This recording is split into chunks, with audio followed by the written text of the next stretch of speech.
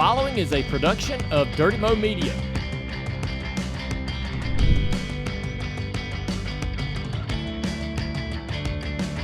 This episode of Business and Motorsports is presented by Arby's. Don't forget about your Arby's meat in $3. Get more meal for your money at Arby's. We have the meats. I am so pleased to be joined on this episode of Business and Motorsports by Richard Berry, the CEO of Lionel Brands Group. How are you today? I'm amazing, thank you. Great. And Howard Hitchcock, President and COO of Lionel Brands Group, a new title for you and a new title for you. Indeed. And super excited to have you as my guest today to talk about some really neat passion points for our NASCAR fans, right? Absolutely. This podcast, is kind of meant to bring that fan into the business side of our world of NASCAR. And so I'm excited to talk with you guys. Everybody kind of has this object that takes them back in some place of time. I've got a whole shop full of those kind of objects in storage. A lot of things I like that are sitting out on the table like these. But there's these items that kind of take you back in this collectible world. In our world, fire suits, helmets, tickets, and diecast. This little piece of diecast brings a lot of imagination and passion to life for people. When you look at the business of diecast in NASCAR, and either one of you, I know Richard has already professed he is not as up on NASCAR as I know Howard is. Howard's been at this for 16 years. But that perspective is cool because just like new fans in the sport, you're one of those right now. So that perspective is neat.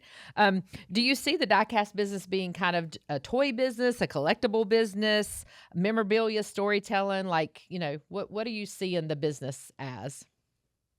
I'll jump in and go first. I think, and I know that this is going to be a shared opinion, but it's a little bit of all of that, right?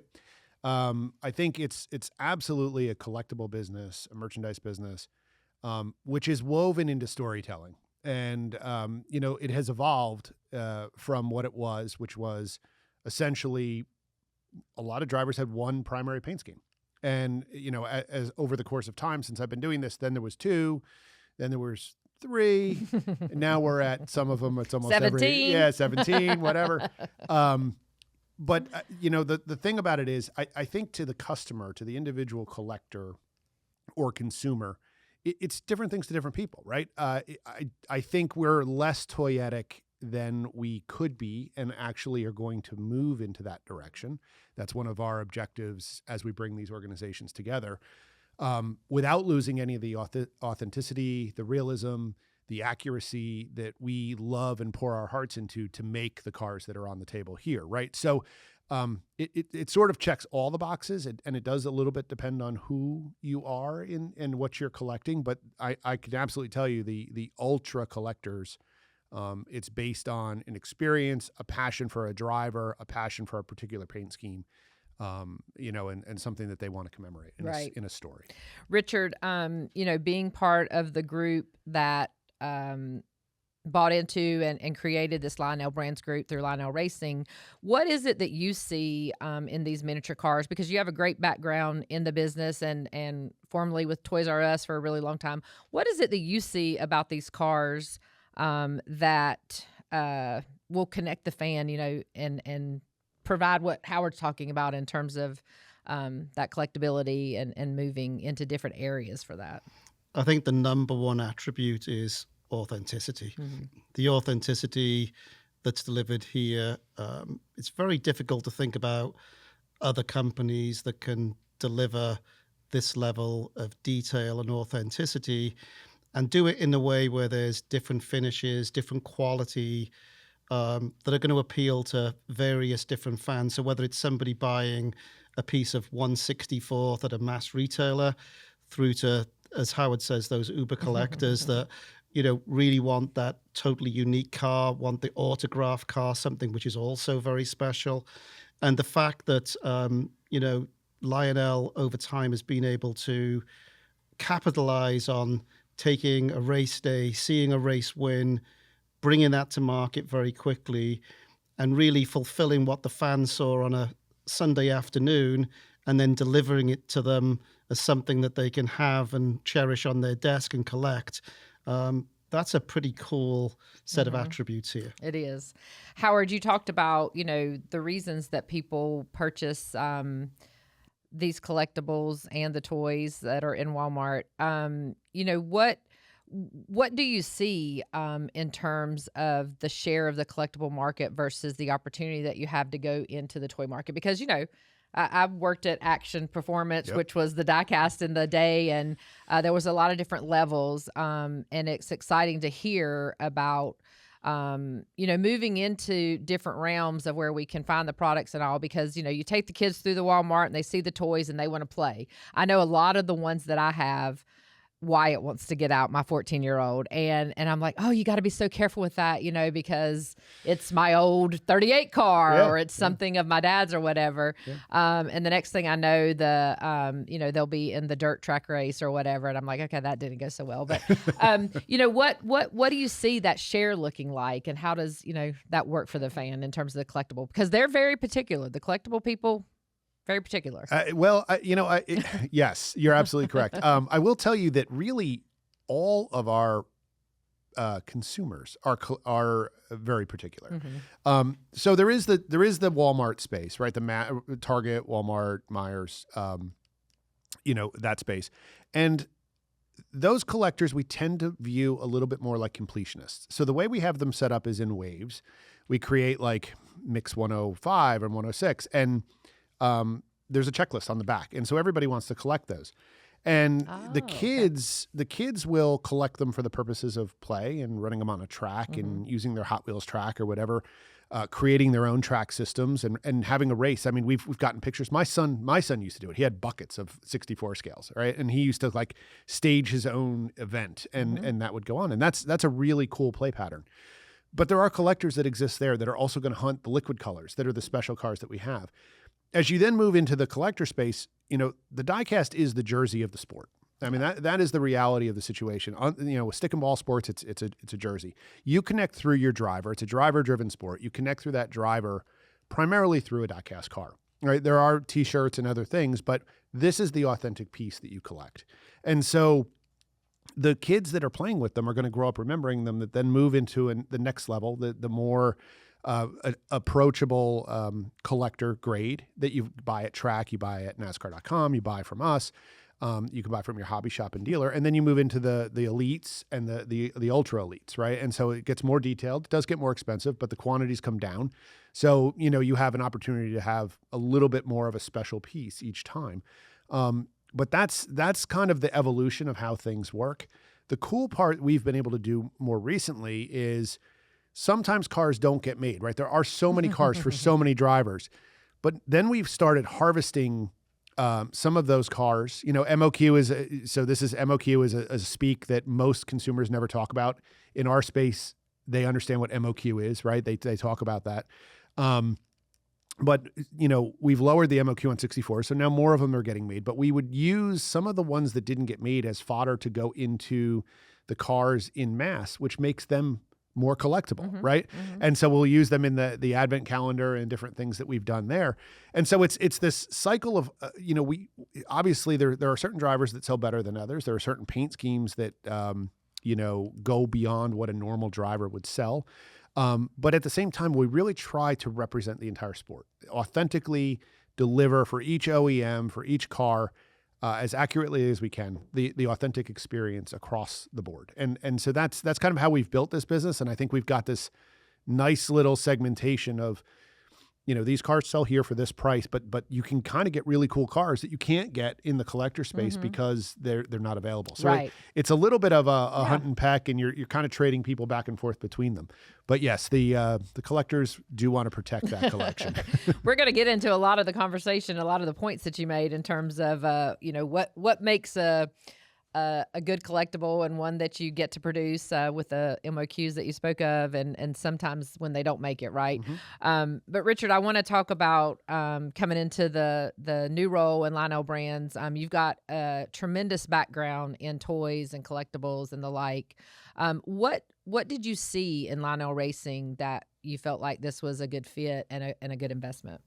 So first of all, we wanted to buy this business for a long, long time. It took us a while to ultimately land it, and the relationship that Howard and I had ultimately was very important in making that happen. But first of all, brands are important, and if we think about Lionel and its heritage, now 126 years old. We see it, our owners, myself, see it as a privilege to be part of the Lionel family and the heritage that goes with it. But then you look at, okay, where are the synergies? Where are the things that we have that we're going to be able to leverage, and things that are defensible as well? And when I think about the brands here, and when I think about Lionel Racing, and we've talked a little bit about this already, there's a uniqueness, there's a quality attribute, there is an authenticity here, which is important to how we think about brands. And the brands that Round 2 own, they don't have the 126-year history, but there are some there that have got very significant heritage. AMT, MPC in the model kit arena, Johnny Lightning in Diecast. Those things are all built on a strong heritage, but also on being authentic and being really the leaders in the categories that they're in. So for those reasons, we looked at Lionel Racing and thought that was a perfect fit. And then as we looked at the category overall, Diecast as a category, whether it's in NASCAR or in the kids space, has been a fantastic category for really 7 to 10 years at this point. That's very, very attractive to us. And then beyond that, we have a Diecast business at Round 2. There was a Diecast business here that we could put together, we could leverage. Huge amount of content that we own, tools and brands that we could leverage. Those things together made this feel like a really, really great fit. But fundamentally, the brand, the heritage of Lionel Racing, the heritage of NASCAR, the fact that the wholesome nature of those things were really important to us as we thought about making an investment here. Yeah, it's really fascinating and exciting for me to hear some of the brands that you talk about. Johnny Lightning, that I was like, ding. Because having a 14-year-old boy, I was telling you before we started, I've looked at, you brought up Big Country Toys, Howard. I go down the aisle at Hobby Lobby and search out in any store where there's little things to buy. Wyatt was very into tractors and trucks and this and that. So a lot of those brands really resonate. It's very exciting to think about, of course, the Lionel Train business that I'm familiar with as well in terms of having a little boy. But for our NASCAR cars to jump into that category, to walk down the aisle at Hobby Lobby, hopefully something that we see, that Lionel brand Diecast race car toy. Yes. I can see the Camaros, I can see all the different things that are lined up there in the hall. So that those distributions, I'm sure that's going to open up some distribution for you guys and things like that. It's very exciting. Yeah, absolutely. Very, very exciting. All right, you guys, something big is going on at Arby's, and if you're ready to seriously upgrade how you do meat and cheese, you'll want to hear this. It's bold, it's craveable, it's meat and cheese done right. This is the new Arby's cheesesteaks, and they're here, and they're on the menu for good, which means you just found your new favorite. Arby's brought lunch to the shop last week. Carson was one of the first ones to dive into the new 100% Angus cheesesteak, and he said it might be his new favorite. The cheesesteak is a total upgrade compared to other boring meat and cheese out there. It's got this rich and melty Cooper cheese that's the real deal, straight from Philadelphia. That's how you know it's good. The new Amoroso's sesame seed bun gives you the perfect balance of crispy yet soft that really makes this cheesesteak elite. For real, this will change how you think about getting lunch in the drive-thru. Why settle for a run-of-the-mill burger when there's Arby's cheesesteak right around the corner? This is an authentic, higher quality sandwich. Burgers wish they could be this good. When you're craving something that's just better, Arby's has your new go-to. The new 100% Angus cheesesteak. Prices may vary. Third-party marks are the property of their respective owners. Get your Arby's Angus cheesesteaks delivered or at an Arby's near you today. That brings me to kind of thinking through what is going to be the balance of our collectible market, something that these cars have been known for all of this time. And Howard, I know over your 16 years, you've had to have delved in this a lot, and not kind of over commercializing the opportunity for the product to be available. I mean, I think with the new organization, Lionel Brands Group, the really cool part is the teams that have done what they do are still in place across the board, right? So Lionel Racing, the Lionel Train side, the legacy Round 2 companies, all of the product people, all of the artists, all of the folks that are putting the products out there are still in place. Yeah. And to your point, collectible businesses are challenging from a business perspective because you always want more. You always want as much as you can get on the business side, right? Mm-hmm. So that's the part that the finance guys, the CFOs are like, well, wait a second, we could have done this, we could have done that.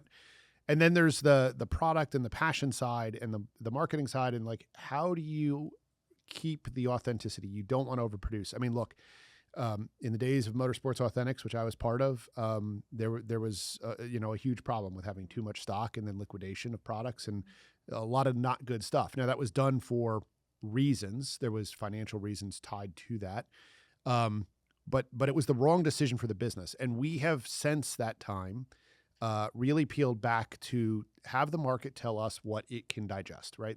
We do sales sheets for pre-orders. And we actually run a lot of the train business in the same way, but we go out to the market and we poll the market to say, okay, is there enough interest in this car to make it? And then how much are we going to build? And that's the decision factor. We don't see that changing in how we operate this business. And again, having somebody, both Richard and I, we are collectors of things, right? We both have our passions about what we collect. Some of mine, I have some cars and trains at home. I've got some other things. I collect presidential china, which is a little bit of a unique thing, right? Lots of plates. So every time there's a conference call and I'm home, there's like all these plates behind me, which stems back to like, one of my first jobs. But so you understand the collector mentality and you want to maintain that collector mentality, right? That's a very important part of it. The cars that are sold at mass retail are designed to be in volume. The promotional items that we do are designed to be in volume. But the cars that are numbered, the 24 scales that are numbered and are special, these small ultra runs of autograph cars, of special finish cars, that is really what the passionate collectors target in on. And that's what we want to maintain. So there is a balance between selling as much as you can sell and the balance of not destroying the market. And we know the people that are doing it today have been there when it was not in a good place. Mm-hmm. And we fight very hard to make sure we're making the right decisions on a business day in and day out on these things. And talking about that, you've been, as I mentioned, been with Lionel for about going on 17 years now, 16 years. Yep. And so I want to kind of go back to Lionel coming into the NASCAR space and the NASCAR ecosystem. What were some things about the business? And I lived through, the Diecast business as well before my dad's passing. What are some things that were healthy when you came into the sport? And over your 16 years, what have you seen has changed from that standpoint? And that you guys have made better. It's a big ocean to boil. It is a big one. Just swim in the little pond right now. Right. We'll try to stay focused on that. I think what's really changed is the general marketplace, and I've already touched on this, the way cars are brought by the teams, right? It's become so expensive, I don't have to tell you this, to operate a team. Sponsorship is key. You have to have all these sponsors, and finding that one sponsor who's going to be the primary sponsor on any car for the amount of money, it just doesn't happen today. There really aren't primary car sponsors. And so that has changed the market in total, because you're talking about now, instead of having maybe 2 or 3 primaries and maybe 1 or 2 specials for top drivers, you're really talking about having dozens of cars for a lot of different folks. And so the way we approach that and the way we have to process that, we're running more art through the system, more packaging through the system, more approvals through the system, and all of that. And that makes more work to make less quantities, right? So that your quantities, are much smaller per car, which actually is more expensive because, quite frankly, the more we buy, the lower the price point, right? And so it's this balance of how do we control cost? We work with one of the largest toy factories in the world. It was one of the partners that you worked with when you were back at Action. And they do an awesome job. There are not many factories. I've quoted this out with others to see what it looks like. And their factories, for what we want to do, the quantities we want to make, the packaging we want to do, and the detail that they have to go through, they were going to charge us what we're charging as wholesale prices when we're selling to dealers.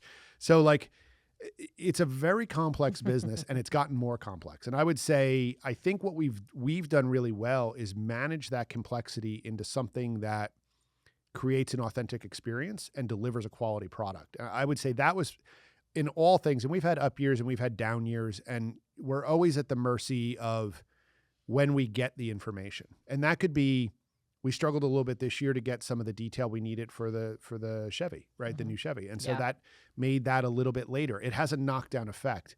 A lot of people still don't understand. And it's supported by the things like Amazon and now the Walmart instant deliveries and stuff.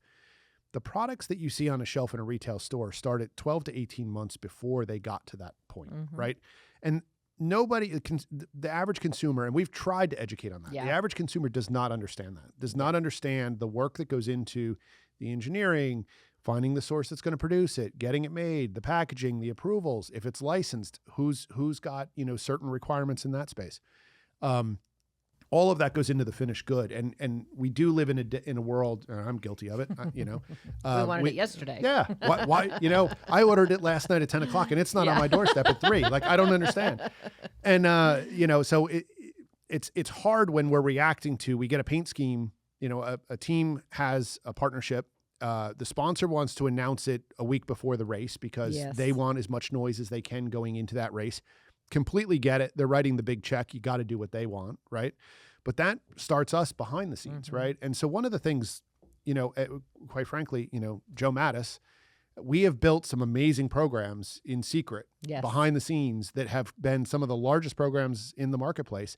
And it's because of the partnership we've had, the trust we've had, and the integrity on the product. And we have done all the work in the background, gotten this all done. And I mean, and still preserved all of that integrity. And there are a handful of teams that follow that passion and that sort of way we do it. But that's been really the biggest challenge, cleaning up the coming out of motorsports. When the rights were sort of fractured up, we originally did not have the mass rights that went elsewhere. So we were really focused on the core collector space, and we really had the opportunity to clean up that entire process. And so I would say that was probably our biggest challenge, and I think our biggest success. Yeah, probably a good thing, right? Yeah, you felt like that door was closed, but yet it allowed you to really focus and focus on that. I remember, just in my time, we were this was the dog that wagged the tail, right?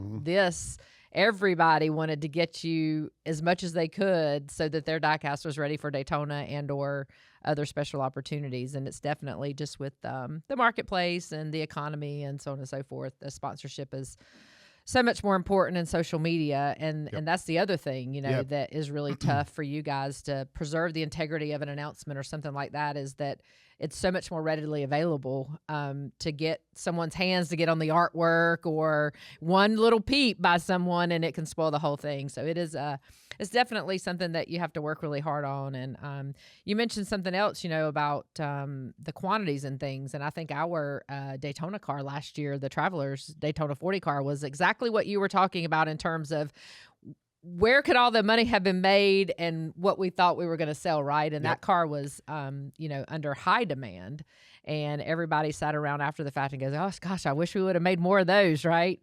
But to your point, that protects the demand and the supply of all of that, and just makes the next one. You want it that much more. If there what's the right word? More bad or baddest, more bad, whatever that word is. It creates a secondary market too, right? Exactly. So somebody does have them and they want to resell them, and that's good for collecting, right? And so while I think the investment side of this, back in the old for race fans only QVC days, it was high investment, right? Like people were sticking those like top of their closet for college education. I think there's some degree of that, but I don't think it's quite what it was. But when there was enough demand, Traveler Whiskey car, perfect example, done in secret, built, right? We had, polled our key audiences, had some in for the races, more on the way. There was enough demand to do a race version. And so we went off and did a race version, right? Exactly. And then, but it was a stepped approach. It wasn't like we just flooded all these cars, wound up being the top 1, 2, and 3 car of the, and then we did the sound bass. The sound bass was a super cool thing, right? Yeah. And so, we've got a similar situation, honestly, with the Hocevar win in Cup. Now that wasn't done in private, but now we've got this win that's an absolute rocket ship, right? And managing that, because the numbers, you see it and you're like, oh my gosh, like we're already having conversations. How many should we build, right? And it's like, let's tap the brakes. We want to make sure that talk about that process. So you send the sales sheets out. I'm a little familiar with it, Yep. having done this. So you send the sales sheets out, and on a particular car, and you get I don't know what the numbers are, but you get 37,000. They want to make of these. Yep. What do you do? Jump up and down. But what do you do? Do you want to make 35,000? You want to make 30,000? Like what? Where do you figure out the number? So we look at what is a high number right now in terms of if producing? it gets to 8 to 10,000, that's a really big one. And I was just pulling the Hocevar number is out. well over that. Wow. So yeah, I mean, on average, I would say really good sellers are 3 to 5. Yeah. So what's the decision making going into how you manage that? Demand and create those secondary markets and things like that and protect the integrity. So we have multiple opportunities. So there's the initial sales sheet, sales orders come in. We go live with it on LionelRacing.com. NASCAR.com comes in, the team shops, the sponsors get pulled. So you're even going out to the consumers ahead of the fact. Yeah. Yeah, right. I mean, to pull, like for a race win. And so you have to go back and tell them at times that something's not going to be made. Yeah, we take their their order. About that too. Yeah. But lately business has been pretty good. And so what we do is we look at that. We have tally sheets and we tally every single item offered, right? So if it's the special finish or if it's whatever, and we add all that up, and that's where we get to our total. So let's say we're in the 1,500 piece range. Well, that's made MOQ, no problem. And then we look at like where it comes from. And so, we know there's a little bit of cancellation rate that comes out of this factor. And we look at, we know this channel is not pre-selling. They're forecasting. That seems kind of high. Yeah. So kind of like when you invite people to something, that there's going to be a rate of people that don't show up. There is. Yeah, there absolutely is. And so we adjust that down, and it comes to, kind of experience, right? And so we have a feel for this now at this point. Will we get it wrong once in a blue moon? Yes. Do we get it right most of the time? Yes. And we build what we feel is appropriate. But I can tell you, walking through the aisles, it used to be there were rows and rows and rows of diecast. You walk through the aisles now and it's like, there's 12 cars there and there's 8 cars there, or there's maybe 1 car there. Yeah.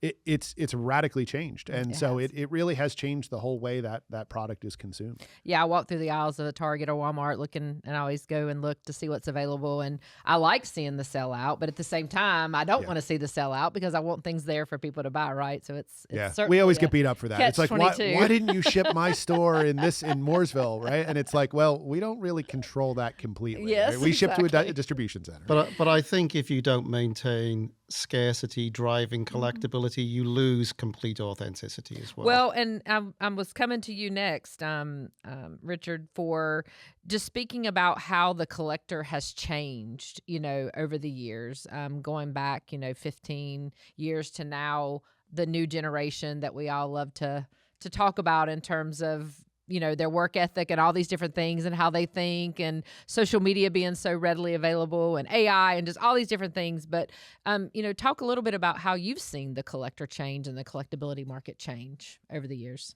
So specific to diecast, the demographic, I think, is extremely wide. I mean, that consumer that's going into Target or Walmart might be buying for a kid that's 4 or 5 that maybe seen their first race, all the way through to, something old, 70, 80. There's a huge collectability there. I think over time we've seen the collectability has become, and also this whole kidult kind of category become much more of a theme overall. I mean, not just in diecast, but in other categories as well. And that is, I think, born a whole sport to a certain degree with people of finding something to be their passion project and Howard likes plates. I like records, maybe. But everyone's, I think, got their own passion play here that they want to go after. Specific to diecast, I think, this category has been on a tear for some time.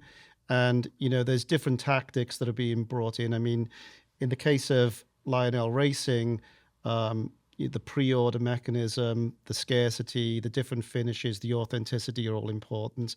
If I think about brands like Johnny Lightning or Auto World that we own, in there, the chase programs become extremely important to those collectors. Those very, very rare cars that are only a certain number. For example, we run a program called Ultra Raw, where even if we made 10,000 of something, there would only be 8 pieces of that Ultra Raw in the assortment. For those people got the golden ticket if they get one of those Ultra Raws. So we've seen those tactics being very popular with consumers, and you'll see whether it's in our categories or other people's brands, when a new case gets opened at a mass retailer, the collectors running through the pegs to see whether they can find that golden ticket. So the energy behind the category, I think, has become so much more interesting. And then the investment in the category as well. I think significant investment in tooling, in variety of products, in innovation, in licensing. Those things, I think, have really lit up the diecast category. I wanted to ask about that, and Howard, you're probably better at answering this specific to our diecast, the tooling. I think that's something when you talk about, it's one thing to realize that the products out in the marketplace are 12 and 18-month planning sessions. It's amazing to me they know the colors of fall 18 months ago, right? The new colors for fall. Tools are another thing. You guys introduced the new late model tool this couple years ago. Yep. And so what does that look like, and what's that process? Explain that to the collectors and the fans, because that's a very important piece. You just can't. People are like, why can't you just make this can? What does it take to make this can, right? And that has been something that has evolved dramatically too. So when we talk about will AI help us on that? AI is very helpful in certain things. I'm not sure we'll on that. We'll have to talk about AI in the diecast business. I do have ideas for AI in the diecast business, but what we really are dealing with when we're dealing with the NASCAR cars, so the Cup Series, the now O'Reilly Auto Parts, and the Truck Series, we're getting CAD data from the tech center, and we're getting CAD data from the OEMs, right? And so those pieces come together, and so there used to be a whole process where there had to be a car built up. And then we would go out and take, hundreds of photographs from different angles. We would take a long, not really a tape measure, but a measuring device that would allow us to tell scale. And we would send all those photos to Asia, and they would be sculpted. And you would go through rounds and rounds of in fact, I'm looking at it. It's back up there. Here, yes. Yeah. So it was like a 2-up, and then it became a 1-up, and it kind of scaled down. But that was where it started.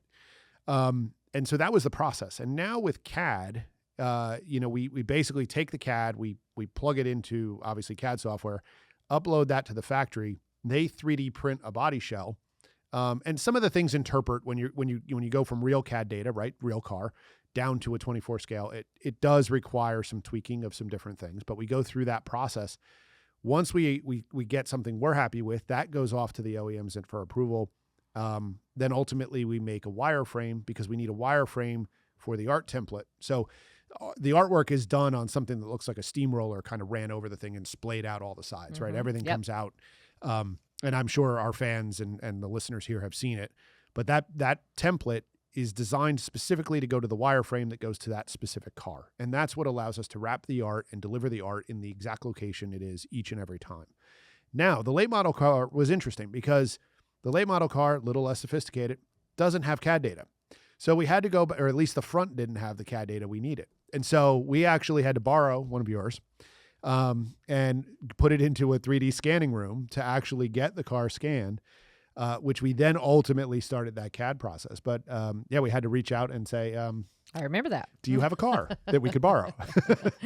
I do remember that. We Yeah. talked a little bit about, the process, thinking through how diecast get made.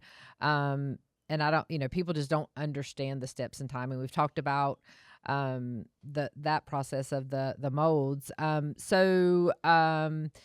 Take me from beginning to end in terms of either someone brings you a program that's going to happen or a car, the host of a win, and the process and steps that needs to happen in that time frame. Okay. They are a little different. So a win, we're reacting truly to what's happened right then. And then a car, it can be very, very planned out. So, touch on the race win very briefly. So essentially we have a photographer that travels to every single race, as a company that takes photos for others as well. Their job is, once that car goes through victory lane, they take rotations of that car art and they send it to us. By Sunday night, typically, unless there's some uniqueness to the win, which we've had with like Monster, we have some restrictions on what we can produce. So that's a little bit different. But generally speaking, by Sunday night, that car is out and available for sale. We create item numbers depending on what happens, what track, what sponsor, what driver. We put that out to our customers. So when I say our customers, the NASCAR.coms of the world, or the teams of the world, the NASCAR Hall of Fame, anybody who sells diecast. And then we also put it up on our site, and we immediately begin accumulating orders. I'll pause there. On a normal car, what will happen is we will get car art from the team. The timing of that depends on what we've kind of touched on. Does the sponsor want to hold it back? Are they willing to work kind of in the background? When can we release the sales sheet? But essentially what happens is we get a piece of car art. We then have to transfer that car art onto our template. Our template then wraps onto the wireframe, which allows us to create a 3D, which is what you see on sales sheets or what you see online. We establish item numbers for it. It goes through an approval process. So to make any car, we've got multiple licenses involved. We've got the team, which usually represents the driver team sponsor, although in historics and stuff like that, there could be multiple players in that space. We have a license with Goodyear that's an automatic. We have a license with NASCAR who has to approve it, and we have a license with whichever the OEM is. And so the OEMs typically have given us pre-approval rights based on, because they're really approving the marks on the car and the body of the car. NASCAR goes through and approves it and makes sure all their marks are in place. And then the team is obviously checking for the driver team and the sponsor side. So once the artwork is put on to our template and is put into that 3D view, that gets sent off, gets approved. Once we get approval, that gets uploaded to the factory. The factory then transfers it to essentially a decal supplier. So if you've ever done modeling, which we now have a whole category of models, there are the water slide decals, the kind of slimy little water slide decals. Yeah. That's essentially how we decorate the majority of these cars. And so a 24 scale will have roughly 18 different parts and pieces. So there's like the headlight area, there's the hood area, there's the roof flap.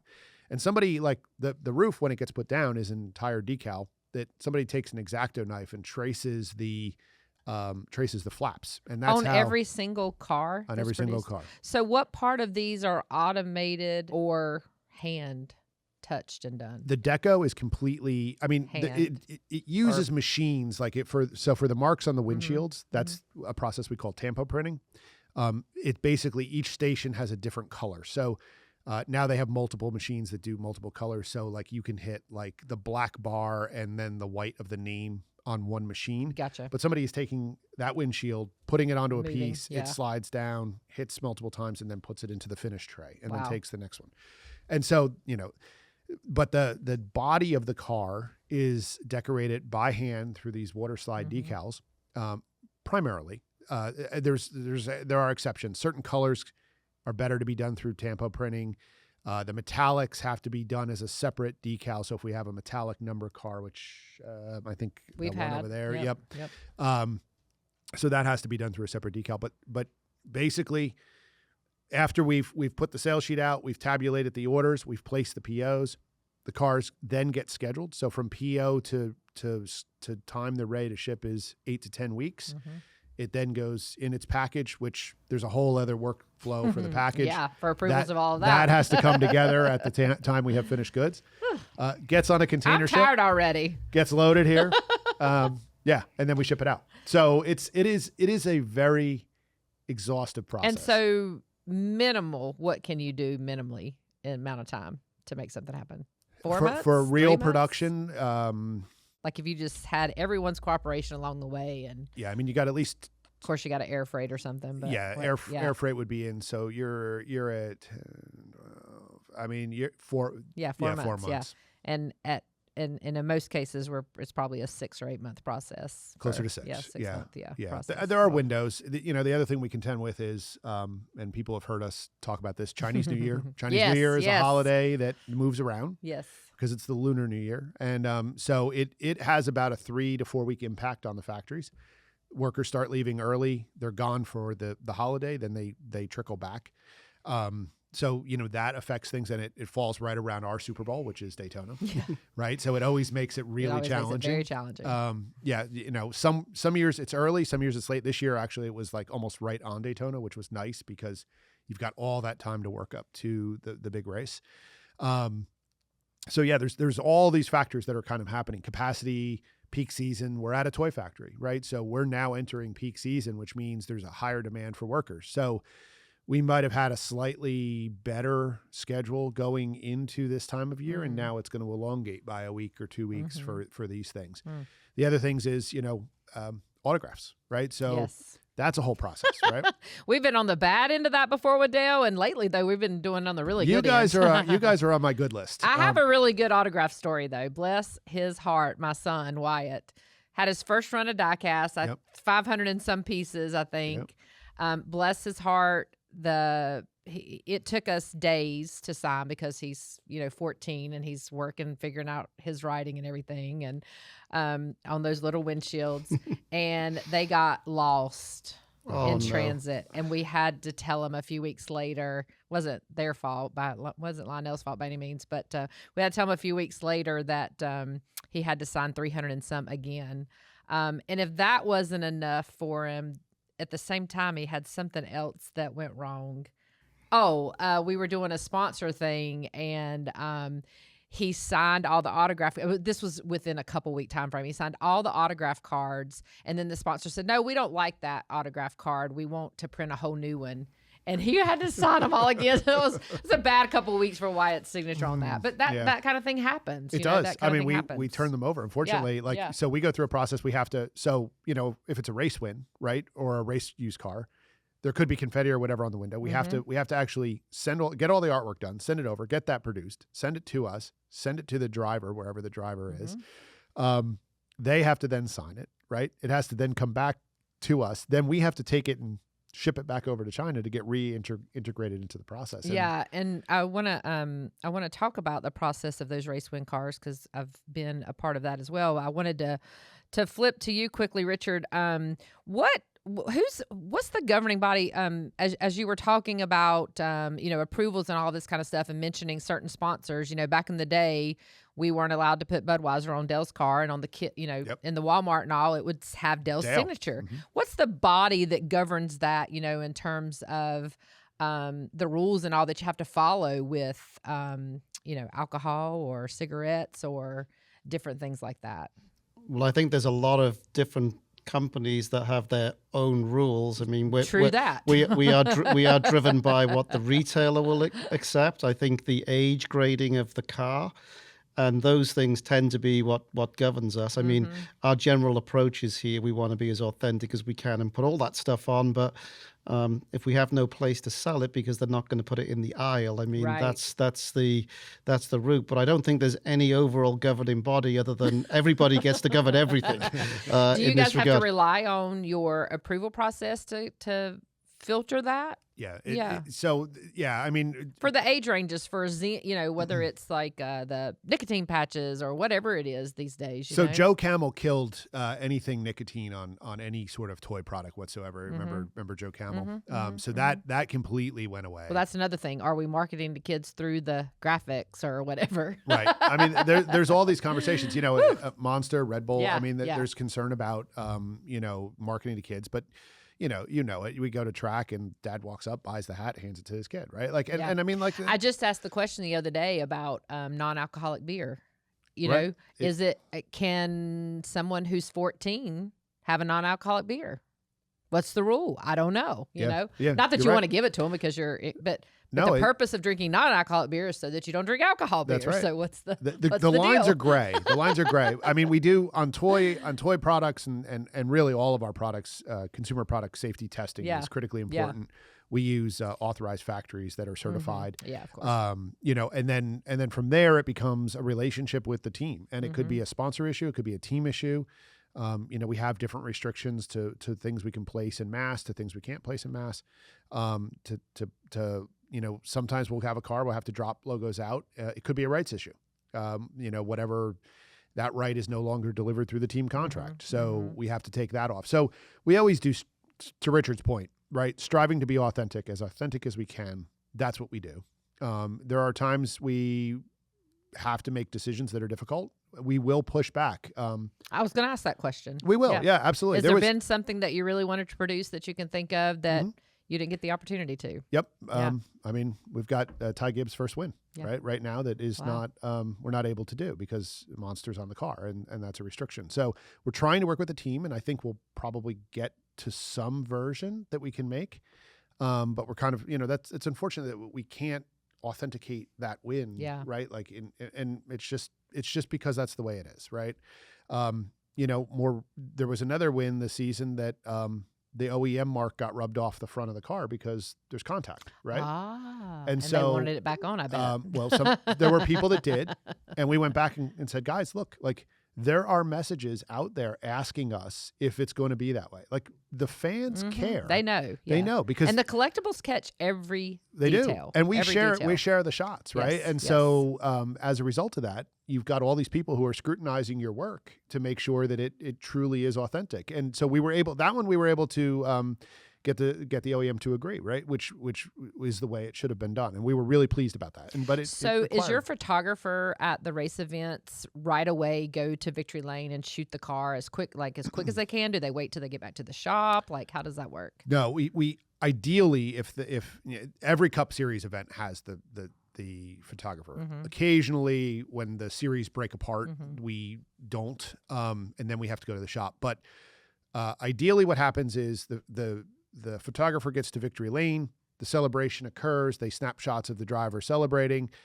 we go through all that. When the car gets rolled out, that's the moment that they shoot the car. We had a funny story. What, like before tech? Like, yeah, we try. And so you have to work with NASCAR, obviously, to make sure that. Right. Yeah, it has to be authorized, photographer. They're going to be standing over top of you. Right, exactly. But, we had a funny one happen because with Chase Elliott's most recent win, they shot confetti, and the confetti went that way, right? And so two pieces hit the car, and that's the shot we shared. The track, for whatever reason, reshot confetti again on the car. And so people were like, no, I was there. Look at all this confetti. And so we're like, okay. So we actually asked the team to help us out to get more shots of the loaded car of confetti. And so, it's this exact trying to. Well, and that's an understanding that you have to have too. I was thinking about that. I'm going to bring it up in terms of my experience with Wyatt's Diecast when we won our first race at Hickory in the late model car, and immediately got a note that said, if you guys can, take pictures of Wyatt's car in case they want to produce the diecast. Well, of course, we're at Hickory Motor Speedway. We don't have a photographer on site. And you know, with our background, I know that the more was better, right? Like, I'm going to take every piece an inch, and Wendy, in my office certainly understands that she's been in this business for a really long time. But you need to understand that, because you could easily ask someone to take and they give you, a view or two. Yep. Or they think you get the whole car and they think you got everything you need, but you can't see the detail because you want to get the little scrub marks, whether it's a solid scrub or a little jagged scrub or whatever it is, right? That's exactly you want right. to get there. That's what we're trying to replicate. Yeah. I mean, and it's the nuanced detail is what makes it cool. We've replicated water bottles and different bottles that have been on there. More recently, we're starting to figure out ways to cut away parts of the car, right? So we had Reddick's win in Atlanta, where we did that with That's cool. remember the race version of the Travelers whiskey car. So, and that's why we thought that car was authentic enough to do another version, because it had this missing chunk out of the car, which has been something fans have asked for a very, very long time. We've done a really good job of replicating it through Deco. But now we have the ability to do it in a different way. And so we're always trying to innovate. Yeah, that's very that cool. stuff. Established in 1914, NOCO provides industry-leading battery power solutions, including jump starters, tire inflators, battery chargers, lithium batteries, and a wide range of accessories. Through its innovative design, it provides users with dependable power for home, business, and recreational needs. The NOCO Boost X GB-X45 is a 1250 amp lithium jump starter. It can jumpstart gas engines up to 6.5 liters and diesel up to 4 liters, which covers most cars and SUVs on the road today. But it's not just a jump starter. It's a 60-watt USB-C power bank, a 100-lumen flashlight with SOS and strobe, and it recharges from 0 to ready to jump in 5 minutes. If you ever went outside and got in your car and tried to crank it up and the battery's dead, you know how frustrating that can be. But thanks to NOCO, you don't have to stress about that. You know you can have the peace of mind that if something happens, you're covered. And the best part is how small and compact it is. It really makes it easy to keep in your vehicle, and you don't even have to think about it until it's needed. Pick one up at no.co/GBX45. That's no.co/GBX45. And you can use code Dale Jr. at no.co for 10% off while it lasts. That's DALEJR at no.co. Are there some things that you see that you guys are bringing to the table in terms of that innovation that you maybe have identified to get into the Diecast NASCAR world? So we make on the round two side a bunch of very limited edition diecast, not maybe to the same quantities as this 124th, but that is a big driver of our business. That said, when we think about the two businesses together here, we own literally thousands of tools across diecast and also model kits. And Howard and I have been working through what historic content is out there that we can bring back in a different way. And there's a whole bunch of different ideas that we're thinking through right now. So we're going to get a lot of content that maybe people haven't seen for a long time that we're going to be able to launch over the next couple of years. That's exciting. Some of the things that I miss with some of the different brands like Brookfield Collectors, where we had the dualies and the trailers and things like that. I've got a lot of those kinds of things in my collection that Wyatt loves to play with. And we have the haulers, and we make a lot of the haulers and have those, which are authentic to our sport. But I think when you're thinking about what the audiences and the consumers can dive into, that doesn't have to be something. I mean, we have show car trailers, we have all of that kind of something, but that's something that the kids want to play with, right? So yeah, actually, that's exciting for the level of tools and stuff that might be opened up that you guys can collaborate on. That was a fun. We had we were just in China, and we had a visit with. That's one of the things I never got to do was go visit China when I worked for Action. Anytime you're ready, let me know. Yes. I don't know.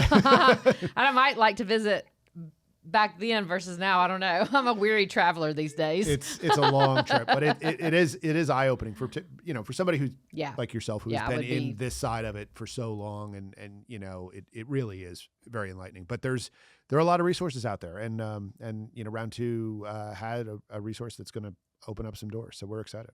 What are some moments that you knew right away people were gonna want to be made and would be collectible moments? Well, anytime did you see Carsiver's Carsiver? I'm going to create a whole new nickname for him. Carson's win as one of those. Did you feel that it would be that big? Yep. I got in the car. I was in China. I said to Richard, "We had a good win this weekend, right?" As soon as we got in the car, and by the end of the day there, night here, right? Yeah. It was like explosive, right? And so, Actually, it was very interesting. Every time Howard opened his phone, he'd be like, holy moly, like this is looking even better. yeah, it was awesome, right? I mean, Amazing. so that we knew that right away. You know, What are some moments that might have surprised you that were good surprises? Maybe you thought, sometimes this isn't it's gonna work out. sponsors that are so unique sponsors that show up. One that sticks in my head is the Guns N' Roses car. I knew Guns N' Roses would be important. You know, driver wasn't one of our better sellers typically. Poof, right to the top, Wow. right? So that one, you know, there's been different things. The first Jumpman car, Michael Jordan Jumpman car, right? That was big. Tribute to Kobe was big. Anytime Dale gets in a car, that's big. What are you seeing? I was thinking about the announcement that we made this week with the patriotic cars for HendrickCars.com, like a 4-pack. I saw right away people were underneath on social. Are you going to make the 4-pack? This is a 4-pack for Lionel. I think there's going to be a lot of opportunities, particularly with the patriotic stuff going on this year. Unfortunately, again, we're getting the cars kind of now, right? Which, Yeah. I mean, obviously Yeah. we're not going to be able to make those, but I do think for holidays, there'll be some interesting 4-packs. Yeah. There'll be some interesting 2-packs. We're looking at different things. Maybe it's a whole patriotic sort of advent calendar. That all of that is in the process.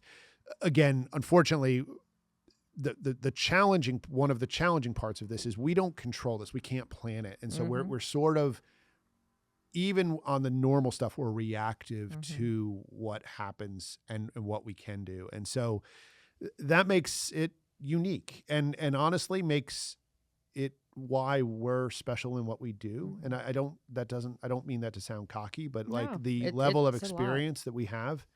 I think that's why players. our teams work so well together too, because a lot of the folks here were involved in the very early days of sports image and action, and we understand the plight for sure. Absolutely. And it's challenging, right? Yeah. It is not normal product development. And Yeah. so all that nuance makes it complicated, but also makes it exciting and fun and all the other things. Yeah, right.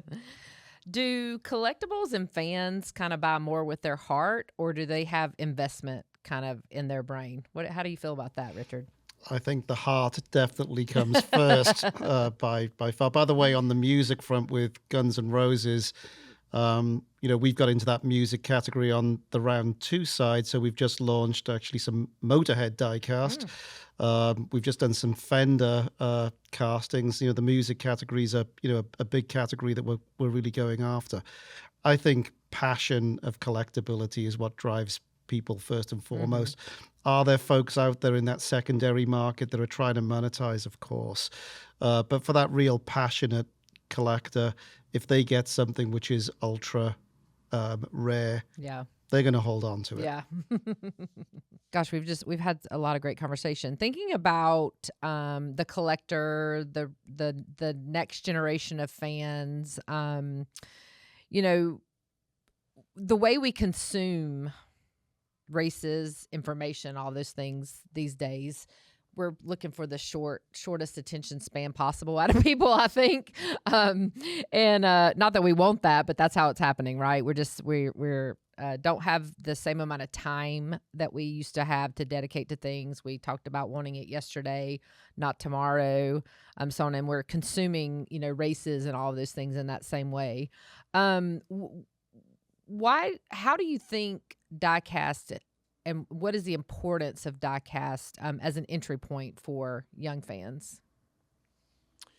I think it plays a huge role. I think it's you know, when you see a little kid with a 64 scale car, right, of their driver, whoever their driver is, and maybe it's because dad or granddad or grandma or, you know, mom are super passionate about a particular driver. It's an early childhood memory that they remember, that they really do draw into. And I can speak my own son, right? You know, he's had some really cool experiences with me being in you know, he's been multiple championships in Miami. Actually, one of his birthday parties was held here at Junior Motorsports. I mean, so there's been some really cool I mean, I was the coolest dad for the coolest dad's party ever for that one. But today he has one of those spinner displays that Dale's got a bunch of. Dale I've got you to bring couple. those back. Yep, didn't we? he did. Yeah. When we ordered them, we just actually got a fresh load of them. But he fills it up. He fills it up with, and his driver was Jimmy Johnson, right? And he's kind of adrift looking, and Hocevar has popped his interest, right? And it's the driver wants to connect, or sorry, the fan wants to connect to a driver, or to experience it, and they watch it through that driver's pathway, right? And so, firsthand, he started with all these little cars. Now he's into the big cars. Yeah. It's one of those things that it's an important gateway into the larger world of collecting. Yeah, it happened here yesterday, right in front of my very eyes. We had I'm going to say his name wrong. Canuple. Yes, yeah. Plays with the Hornets. Yep. And one of our girls upstairs, her son was here, and he wanted his card signed, so he got his baseball card signed. And I knew he was going to get it signed, and so he was upstairs and he was hiding something. And I was like, "Oh, did you get your card signed?" And he pulls out a race car. He had quickly went and put his trading card down and grabbed his 88 race car because Rajah was here. Oh, okay. And so the next thing he wanted was for Rajah to know that he was holding his car. So that's the very thing that you're speaking at. And I was just thinking about, Wyatt, like right now we're just really still into the toys and that kind of thing. When does that transition kind of take place for people from that collectible standpoint that you kind of mentioned with your son, but you did a great job describing that. Yeah. So we already talked about a little bit of the role between the Authentics car and the numbered pieces. I want to talk a little bit about just what you're seeing in the way just the changes that people are going through in collecting, and what do you see in today's time? I mean, so prior to working, when I was actually a customer of Action, I worked at a direct-to-consumer collectibles company, and honestly, you go to school, you do all these things. I learned the most there because you really understand consumer behavior. And one of the things that I witnessed there was, as times got tough, people like to reward themselves with little things to make them feel better. And so I call that retail therapy. That's kind of the modern name of it. Yep. And so as we're like, let's face it, right? There's a lot of stuff going on in the world right now. And honestly, on the Diecast side, we're having a really, really good year, and that may be part of it. But I think at the end of the day, I think what NASCAR is doing in terms of where content is being consumed has been good for the sport. It's bringing in new eyes, new ways of consuming it. Obviously we all have multiple screens, and we're our time is more cherished, that to your point earlier. So finding the connectivity, or where you can consume that race, is important. And the youth is important in the sport. It continues to be. It always has been. There's an ebb and a flow. There, you have a lot of veteran drivers who really build up big followings and big careers, and then they kind of all sort of start to leave. And then you have this next wave. We're in right? that, I feel like. We that really, wave, right? I think there was almost like a big wave of leaving, a small we have wave a little of small building. wave with Harvick and a few, And then now it seems like there's this big wave of the new up and comers, right? And so that's invigorating to the whole sport. And having teams, from the Diecast side of things, having teams partner with us to get that driver out in front of the fans, through autographs, through things like accessibility of the car in different channels, really, really important to building that fan base and building people that are behind that driver. Yeah. You mentioned it, we connect to something through experience, right? And I think that's one of the things that I've seen just in, dealing with our foundation or auctions or things that people are in tune to these days, is maybe a little less stuff and more experiences. But at the same time, we connect to something through an experience, right? So I love ladybugs. I love ladybugs because my mom she was named after Aunt Ladybug, and then she got a ladybug tattoo, and then everything she gifted us through the years was ladybugs. And so I'm a ladybug collector, right? And that's my experience, right? And so all things ladybugs. And what are you seeing? What are we doing? Do you have a seat at the table with NASCAR? Because ultimately it takes the experience of racing to get to this point, to where you're going to have an affinity to want to take this home as a memory, or want to collect these things, or the little kid to grab it off the Walmart peg or whatnot. Yeah, we do. We have actually we're leaving here to have a meeting with NASCAR. So yeah, we're connected to NASCAR in a great way. It is. It's. I mean, they are the sport. But we're connected to the teams, and we're connected to, what's going on at the tracks, the sponsors. And we have to kind of balance all of those.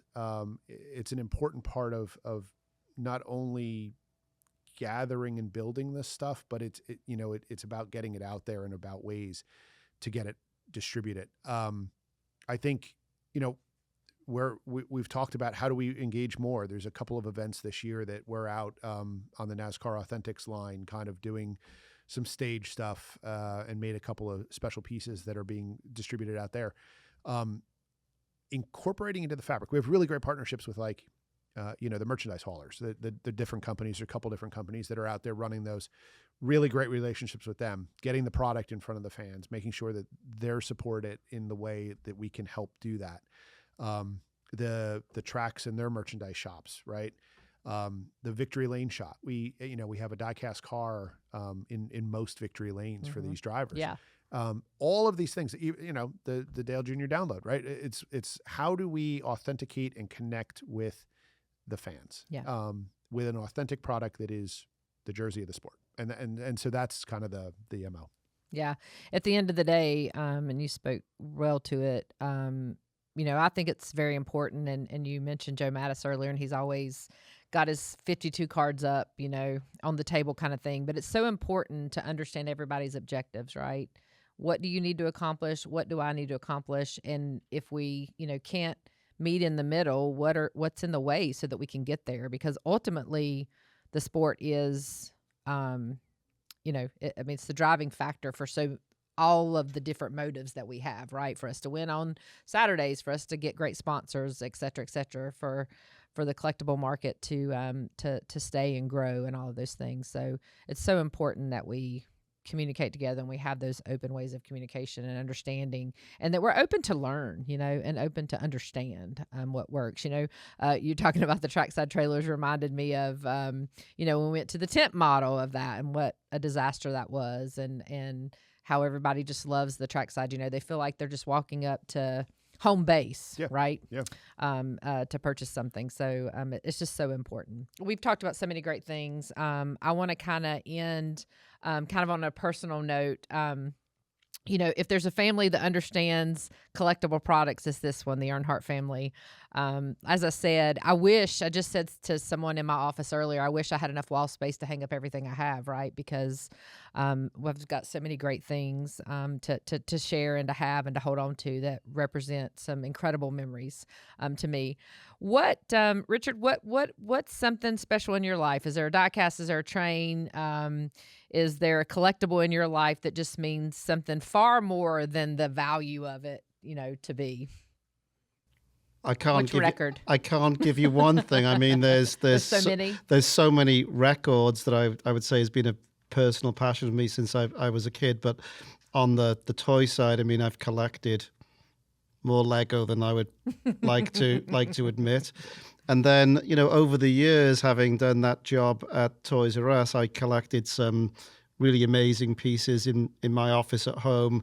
I've got some beautiful Gundam model kit collectibles that sit there that are just super special. They're one of a kind. Those are the kind of things that you look at and you say, I'm never going to give up on those. Yeah. You've been in your role since March. Do you have a favorite diecast that you've put in a prominent spot yet? Well, interestingly, the first race experience that I had at the track, we met Connor, who actually won that day. Okay. And we got to meet him. We got to get up close to his car. We went through the whole experience, which, by the way, is one of the most amazing experience, having been to a lot of different sporting events in different countries around the world. I mean, there's something extraordinarily special about the up close of NASCAR and the experience that you have with the drivers. But he won that day, and actually we got a signed car, so I'll take that one. That's it. What about you, Howard? You got a special something? Is there just one that you can name? You probably got several. You know, I do, and on cars I have many. What I would say is my whole life has been in product development. Initially out of school, I was working for the very masculine Lennox China, doing bridal china and like plates, fancy plates, which is where I kind of got this White House thing. Then I went to Waterford Crystal and I helped build the ball that fell in Times Square for 2000 and a lot of really cool products there. Then off to Collectibles, NASCAR. So I tend to collect things that I've had a hand in. And so like, you know, one of the things we did, which was really, really cool, for the 10th anniversary of 9/11, we did the whole Richmond program. You guys were part of that. I have every one of those cars, every product we made, you know, the hero cards from it. Like I have kind of the whole ensemble of what that was. You know, I've got, you know, pieces of the Times Square ball, like that I helped build on that project. Like, so, new finishes, like when we came up with Stealth, which was that matte black sort of gray, I have a bunch of those, right? Just because they're cool. Through experience, like we talked about. Yeah, it really is. Through experience. It really is. And they're all over. They're all over my office, at home, at work. And it's just, you know, when you're in product, they're almost like your kids. You raise them and then you like launch them off into the world, right? Yeah. And you want to see them how well they do. That's right. That's exactly right. So for somebody that hasn't gotten into either diecast collectability or have their own diecasts, and I get this question all the time: how do I get my kid in racing? How do you get started in diecast? What's the best, easiest route for someone to do? Because it can be complicated. Yeah, when you get into the special stuff, yes. Yeah. I think I honestly think it goes back to the driver. Pick a driver. Yeah. Pick a driver that you're going to get behind and you're going to follow, and then, you know, decide what kind of collector you're going to be. Is it going to be every time you go see him race, you're going to want that car? Is it you just want a car every year? Is it that you want every car, completionist type thing? You know, and just, you know, get what you love. The reality is, I've been asked many, many times when I did the NASCAR collector show, many times, what is it worth, right? What is it worth? It's really, what is it worth to you? What does it mean to you? That's the value of something. If you feel good when you see it, if it brings back a cherished memory, that's really the value in all of what we do. Absolutely. Richard, years from now, what do you hope people say about Lionel and how they have protected this beautiful hobby that we have?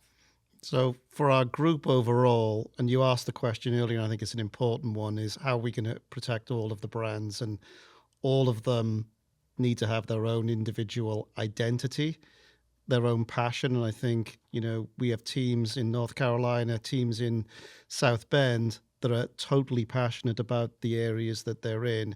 And if we do a good job of protecting the individual brands, Lionel Racing included, we'll get the thank yous and the revenue from the fans. We can't afford to lose those core attributes of the brand, the things that people are passionate about, the collectability elements that we've spoken very specific to NASCAR today. We have to protect them, and that comes from the people that we have, the enthusiasts, the experts like Howard, who know this business inside out, back to front. That's what, you know, look, in when we're all gone and we've retired, hopefully we've replaced it with folks that are equally as passionate, that care as much. They're ambassadors for the brands in the same ways. If we do that, we will have done a good job. All right, don't forget about stopping by the online merch store. We have some new stuff dropping called the Zero to Freedom line. This drops on May the 6th. Let's take a look at some of these shirts in the Zero to Freedom line. Look at that. Full send since 2013. Nice one, man. Good, clean on the front and on the back. You got the American flag with a bunch of looks like some Gen 5 race cars, star stripes and stock cars. And then another clean front there on the blue Dirty Mo. And again, the Eagle. Zero to Freedom. And if you don't want sleeves, we got this number. Check it out. at shop.dirtymomedia.com. May the 6th. A couple of those new shirts will be on there for you guys to enjoy. All right, thank you for joining us on this episode of Business of Motorsports in the Arby's studio. I really enjoyed it. Don't forget about Arby's new meat and 3 box. Get more meal for your money at Arby's. We have the meats.